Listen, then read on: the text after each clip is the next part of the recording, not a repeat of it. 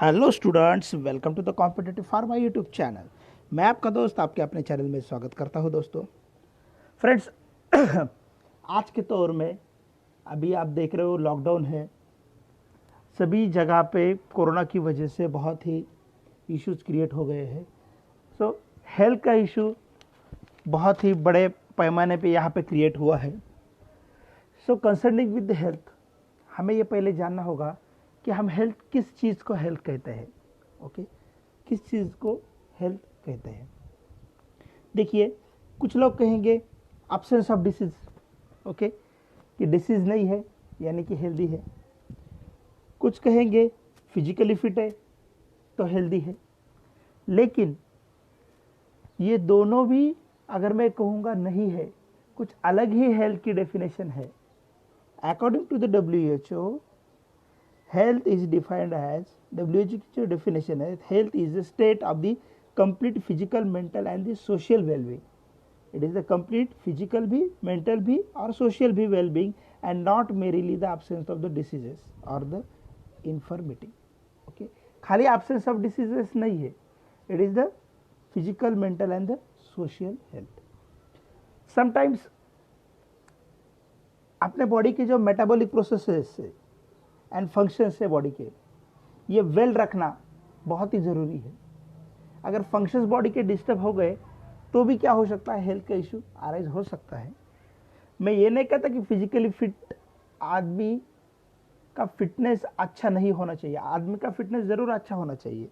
Okay, वो अलग बात है। Metabolic processes and the function हमें अच्छे रखने के लिए क्या करना पड़ेगा हमारे बॉडी में, तो हमें क्या करना पड़ेगा, हाइजीनिक डाइट लेना पड़ेगा, पर्सनल हाइजीन मेंटेन करनी पड़ेगी, कम्युनिटी हाइजीन, अभी देख रहे हैं हम कम्युनिटी हाइजीन मेंटेन कर रहे हैं, हम सोशल डिस्टेंसिंग हम मेंटेन कर रहे हैं, वो भी बहुत इंपॉर्टेंट है।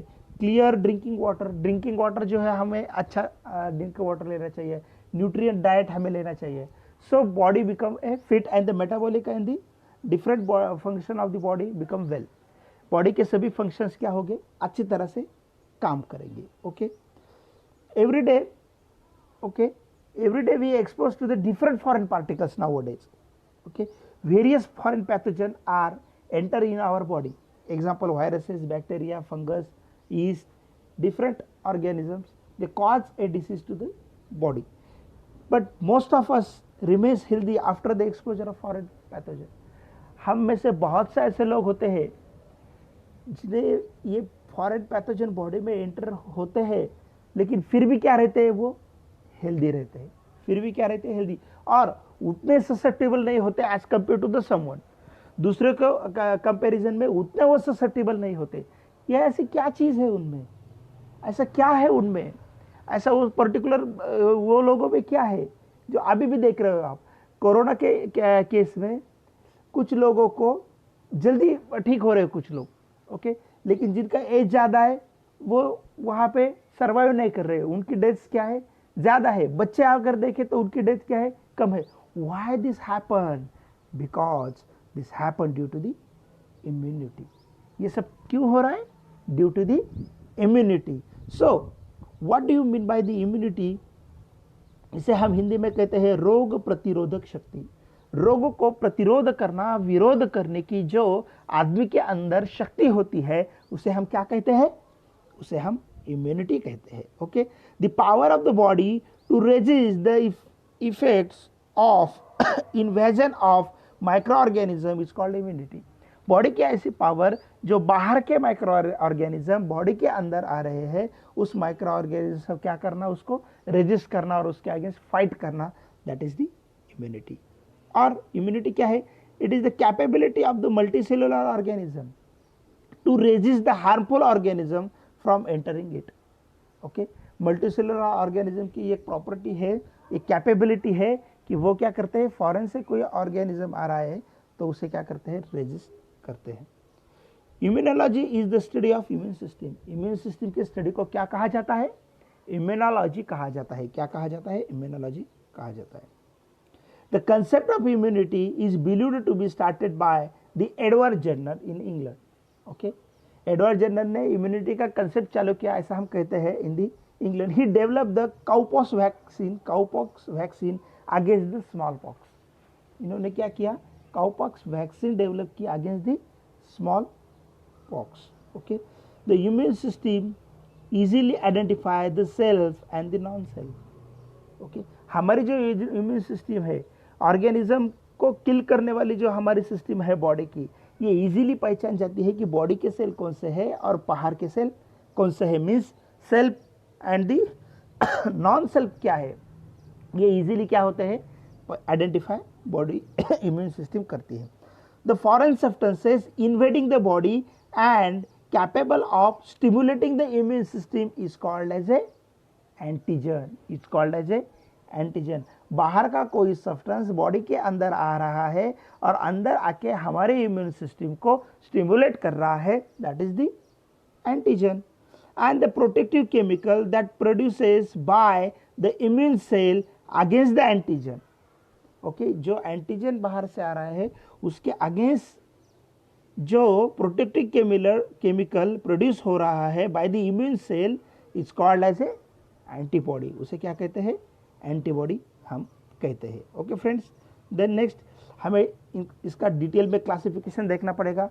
मैं क्लासिफिकेशन और उसके एग्जाम्पल बताऊंगा। नेक्स्ट वीडियो में हम 1 by 1 इसका डिटेल्स देखेंगे।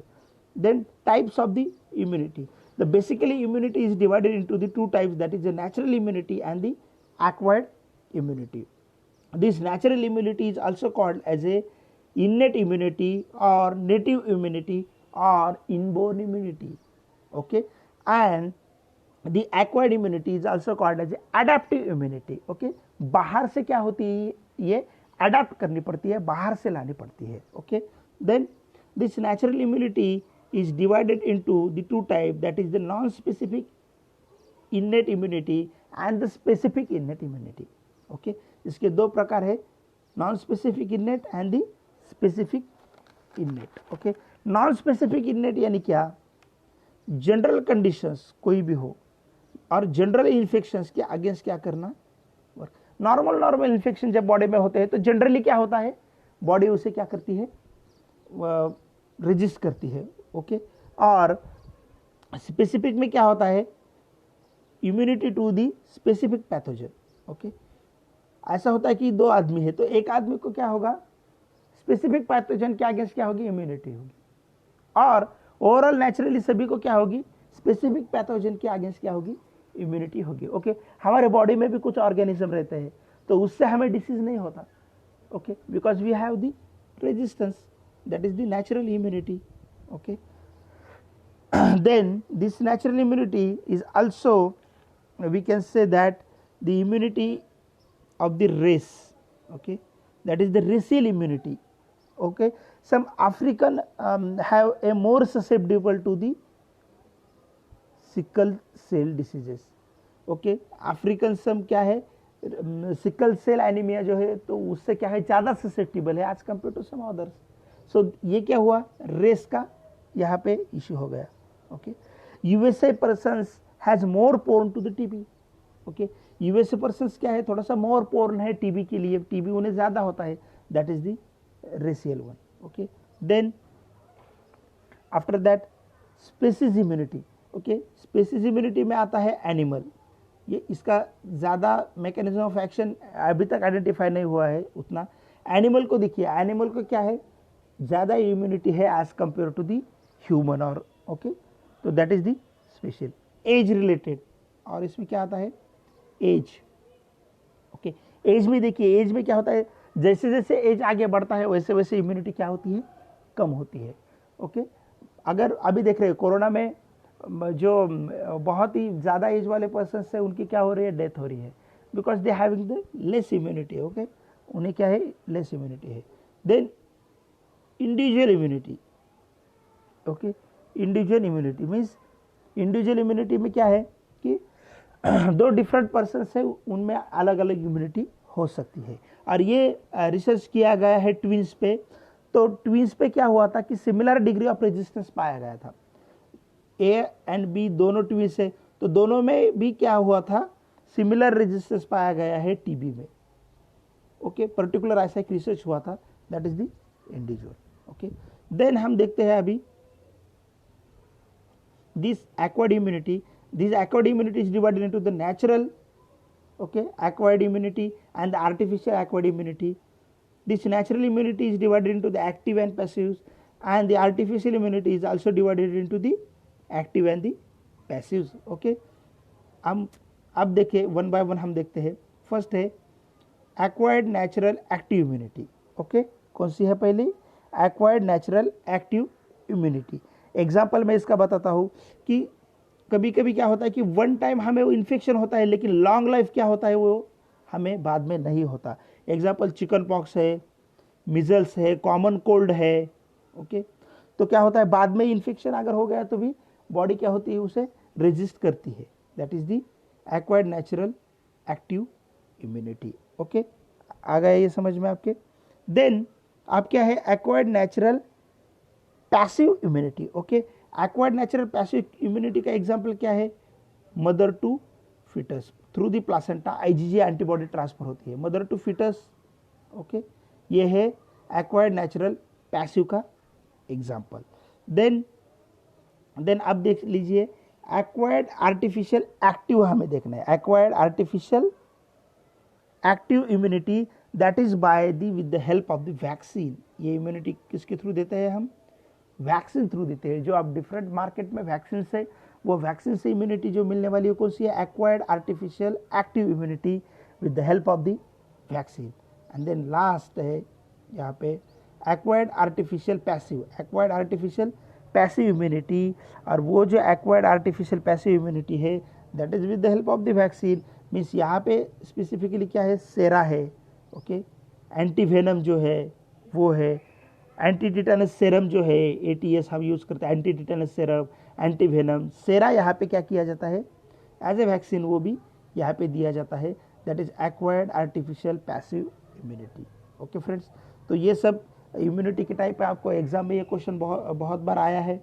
डेफिनेशन इम्यूनिटी की क्लासिफिकेशन और एग्जाम्पल भी आप कर लीजिए. नेक्स्ट वीडियो में हम इसका क्या देखेंगे? डिटेल्स देखेंगे. Thank you for watching video. Please subscribe competitive pharma. Thanks once again.